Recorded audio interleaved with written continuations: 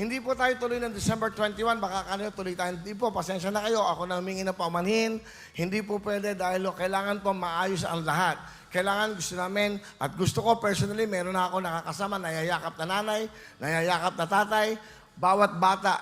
Babalik na natin yung pagyakap-yakap ko sa inyo at sana nami-miss ko kayo for how many months. Nawala ako, mabuti na lang natalo ko dahil kung nanalo ko, ang gulo ng buhay ko. Sa totoo lang. So yun lang ho. Ito ang pangako namin sa inyo, araw-araw mayroon magiging milyonaryo sa Willonaryo.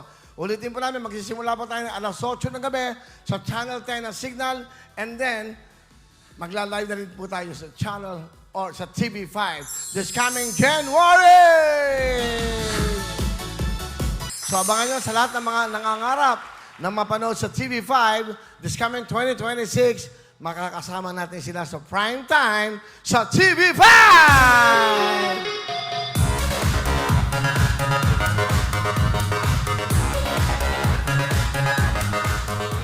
Abangan nyo po sa Will TV. Ito ang channel para sa bawat Pilipino. Available yan, siyempre po sa Signal Channel 10. Ang gusto namin sa Will TV, dapat everybody happy!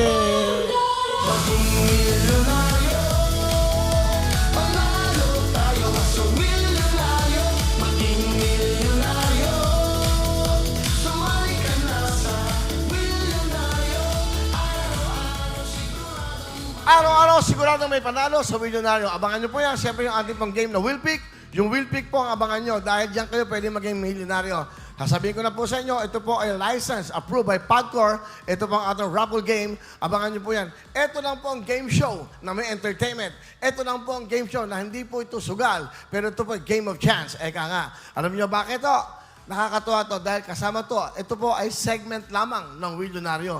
Yung raffle natin, nung mga bata tayo, di ba, ng mga Boy Scout time, mga parapol yan. Ito ngayon Pasko, maraming parapol. Kaya naisip ko, yan ang dapat namin manalo sa raffle na laman ng kahon. Napakaganda ng studio. Ito, aamin ko yan, hindi ko to tinipid. Talagang in-all out ko to. Sobra po. Di ngayon na kayo makakakita ng mga spotlight, clay packing, robay na 100 mahigit po ang ilalagay namin. Sa sobrang ganda. Na-excite ako sa studio. Kagabi, nandun ako hanggang madaling araw. Nililinis na namin, pinapaganda na.